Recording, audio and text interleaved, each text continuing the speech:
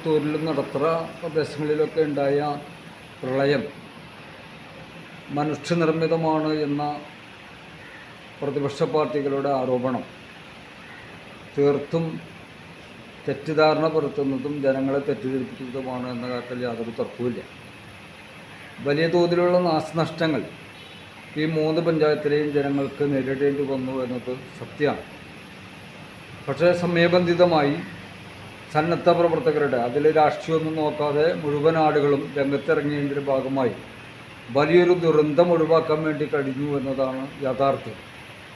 എന്നാൽ ഈ 3 പഞ്ചായത്തിലെയും മണലിപ്പുഴയുടെ തീരദേശങ്ങളിൽ താമസിക്കുന്ന സാധാരണക്കാരായ ആളുകൾക്ക്, പ്രത്യേകിച്ച് കർഷകർക്ക് വലിയ നാശനഷ്ടങ്ങൾ ഉണ്ടായിട്ടുണ്ട്. ലക്ഷക്കണക്കിന് രൂപയുടെ നാശനഷ്ടങ്ങളാണ് ഓരോ ആളുകൾക്കും ഉണ്ടായിട്ടുള്ളത്.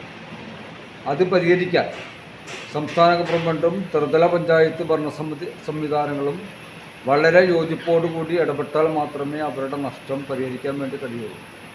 പക്ഷേ നിർഭാഗ്യകരമായ ഒരവസ്ഥ, ഈ വിഷയങ്ങളെല്ലാം ഉണ്ടായതിനു ശേഷം ഒരു പറ്റം പ്രതിപക്ഷ നേതാക്കൾ അതിനെ രാഷ്ട്രീയമായി മുതലെടുക്കാനുള്ള വലിയ ശ്രമമാണ് നടത്തിക്കൊണ്ടിരിക്കുന്നത്.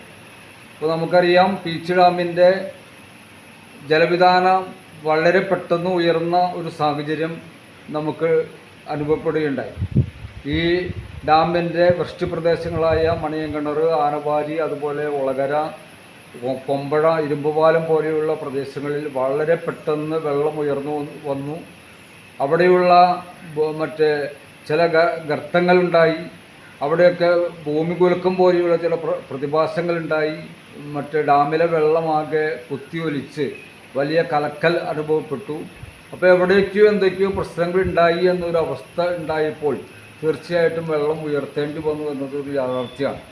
വെള്ളം പിടിച്ചു വയ്ക്കുന്ന ഒരവസ്ഥ ഉണ്ടായാൽ ഒരു പക്ഷേ ഇതിനേക്കാൾ മാരകമായ ഒരു അവസ്ഥയായിരിക്കും ഈ 3 പഞ്ചായത്തിലെയും ജനങ്ങൾ അനുഭവിക്കേണ്ടി വരിക. അപ്പോൾ തീർച്ചയായിട്ടും ജില്ലാ ഭരണകൂടം എടുത്ത തീരുമാനം നമുക്ക് ഉൾക്കൊള്ളാൻ കഴിഞ്ഞില്ലെങ്കിലും അത് ജില്ലാ ഭരണകൂടത്തെ സംബന്ധിച്ചിടത്തോളം അത് ഒഴിവാക്കാൻ പറ്റാത്തതായിരുന്നു എന്നതാണ് ഞങ്ങൾ മനസ്സിലാക്കുന്ന ഒരു പ്രധാനപ്പെട്ട കാര്യം.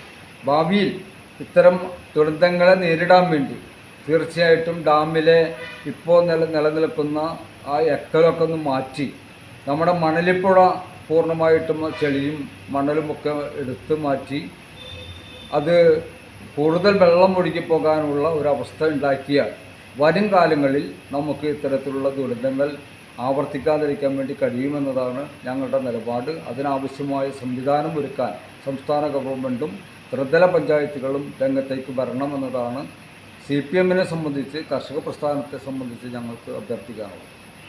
പാണഞ്ചേരി പഞ്ചായത്തിൽ പ്രത്യേകിച്ചും കണ്ണാറ പ്രദേശത്തുണ്ടായ പ്രളയം ജനങ്ങൾക്ക് ഏറ്റവും ബുദ്ധിമുട്ടുണ്ടാക്കത്തക്ക രീതിയിലുള്ള ഒരു പ്രളയമാണ് ഈ കഴിഞ്ഞ ദിവസങ്ങളിൽ നമുക്ക് കാണുവാനായിട്ട് സാധിച്ചത്. ആ പ്രദേശത്ത് താമസിക്കുന്ന മുഴുവൻ ആളുകളും വെള്ളക്കെട്ടിൽ അകപ്പെട്ടുകൊണ്ട് മറ്റ് സ്ഥലങ്ങളിൽ മാറി പാർക്കേണ്ടുന്നൊരു സാഹചര്യം വന്നു. നമുക്കറിയാം, പീച്ചി ഡാമിൽ കഴിഞ്ഞ മാസം 27-ാം തീയതി മുതൽ ഷട്ടർ പൊക്കുന്നതിനുള്ള പ്രവർത്തനങ്ങൾ തുടങ്ങിയിരുന്നുവെങ്കിലും ആ പൊക്കുവാനായിട്ടുള്ള തീരുമാനം എടുത്തത് 31-ാം തീയതി 29-ാം തീയതി മുതലാണ് ഷട്ടർ പൊക്കുവാനായിട്ടുള്ള തീരുമാനമെടുത്തത്. പക്ഷേ പെട്ടെന്ന് മഴ പെയ്തു കഴിഞ്ഞപ്പോൾ ഇവർക്ക് പിടിച്ചു നിൽക്കാൻ പറ്റാത്തൊരു സാഹചര്യം വന്നത് ഷട്ടറുകൾ എത്രയും പെട്ടെന്ന് ഷട്ടറുകൾ പൊക്കേണ്ടതായിട്ട് വന്നു. എന്നാൽ 27-ാം തീയതി മുതൽ 2 ഇഞ്ച് 3 ഇഞ്ച് 5 ഇഞ്ച് അങ്ങനെ മാറ്റിയിരുന്നെങ്കിൽ തീർച്ചയായിട്ടും ഈ വലിയൊരു പ്രളയത്തെ നമ്മുടെ പഞ്ചായത്തിൽ നിന്ന് ഒഴിവാക്കാമായിരുന്നു എന്നുള്ള കാര്യത്തിൽ യാതൊരു സംശയമില്ല. ആ പ്രളയം ഇവിടെ ഉണ്ടായത് പെട്ടെന്നുണ്ടായ ഷട്ടർ 3 ഇഞ്ചിന് തുടങ്ങിയിട്ട് 72 ഇഞ്ചിൽ അവസാനിപ്പിക്കുന്ന ഒരു സംവിധാനമാണ് ഈ കഴിഞ്ഞ ഷട്ടർ ഉയർത്തുന്നതിലുണ്ടായ ഒരു വലിയൊരു പോരായ്മ. അത് മനുഷ്യനിർമ്മിതമായിട്ട് തന്നെ നിർമ്മിച്ച ഒരു വലിയൊരു പ്രളയമായിട്ട് മാത്രമാണ് നമുക്ക് കാണുവാനായിട്ട് സാധിക്കും. നമുക്കറിയാം, കഴിഞ്ഞ 2018-ലുണ്ടായ പ്രളയത്തെ സംബന്ധിച്ച് നോക്കുമ്പോൾ കേരളത്തിൽ മൊത്തത്തിൽ പ്രളയം തന്നെയാണ്. അന്ന് മഴ എല്ലാ ഭാഗങ്ങളിലും ഇതുപോലെ ഉണ്ടായിരുന്നു. ഈ പ്രാവശ്യത്തെ പ്രളയത്തിൽ പാണഞ്ചേരി പഞ്ചായത്തിലാണ് ഏറ്റവും കൂടുതൽ. വയനാട് പറയുമ്പോൾ വയനാട് മൊത്തത്തിൽ ഒരു വലിയൊരു സംഭവമായിരുന്നു. പക്ഷേ അതിനെ സംബന്ധിച്ചിടത്തോളം പാണഞ്ചേരി പഞ്ചായത്തിലുണ്ടായ പ്രളയം മനുഷ്യനിർമ്മിത പ്രളയമായിട്ടാണ് നമുക്ക് കാണാനായിട്ട് സാധിക്കുന്നത്. അവിടെ ഉണ്ടായിരുന്ന വീടുകളിൽ മുഴുവൻ വെള്ളം കയറി അവർക്ക് അവിടെ താമസിക്കാൻ പറ്റാത്തൊരു സാഹചര്യം. ഇനി വീടുകളിൽ വെള്ളം കയറി തിരിച്ച് അവർക്ക് പോകേണ്ടുന്നൊരു സാഹചര്യം വന്നപ്പോഴേക്കും ആ വീട്ടിലുണ്ടായിരുന്ന ഉപകരണങ്ങൾ മുഴുവൻ, ഇലക്ട്രോണിക് ഉപകരണങ്ങൾ മുഴുവൻ നഷ്ടപ്പെടുകയും അവർക്കത് മേടിക്കുവാൻ പോലും സാമ്പത്തികമില്ലാത്ത ഒട്ടനവധി വീടുകൾ അവിടെയുണ്ട്. അപ്പോൾ ആ വീടുകളിലേക്കൊക്കെ സാമ്പത്തിക സഹായങ്ങൾക്ക് കിട്ടുന്നതിന് വേണ്ടിയിട്ട് സർക്കാർ ഉടനടി, അവർക്ക് കഴിഞ്ഞ പ്രാവശ്യം 10,000 രൂപ കൊടുത്തപ്പോൾ അവർക്ക് താൽക്കാലികമായിട്ട് കുറേ മുതലൊക്കെ മേടിക്കാനൊക്കെ സാധിച്ചെങ്കിലും ഇത് 10,000-ൽ ഒതുങ്ങുന്നതല്ല. ഏറ്റവും കുറഞ്ഞത് 1,00,000 രൂപയെങ്കിലും ഒരു വീട്ടുകാർക്ക് അവിടെ അവർക്ക് സാധന സാമഗ്രികൾ മേടിക്കുന്നതിനും ആ വീട് വൃത്തിയാക്കുന്നതിനും കേടായ വീടുകളൊക്കെ വൃത്തിയാക്കുന്നതിനൊക്കെ ഉതകത്തക്ക രീതിയിൽ അവർക്ക് ആവശ്യമായ സാമ്പത്തിക സഹായം നൽകണമെന്നാണ് പഞ്ചായത്തിൻ്റെ പ്രതിപക്ഷം എന്നുള്ള നിലയ്ക്ക് ഞങ്ങൾക്ക് പറയാനുള്ളത്. ഈ പഞ്ചായത്തിലുണ്ടായ പ്രളയം അത് വരുത്തി വെച്ചൊരു പ്രളയമാണ്. അതുകൊണ്ട് തന്നെ അവർക്ക് ആവശ്യമായ നഷ്ടപരിഹാരം കൊടുക്കുവാനായിട്ട് സർക്കാർ തയ്യാറായി മുന്നോട്ട് വരണം എന്നാണ് എനിക്ക് പറയാനുള്ളത്.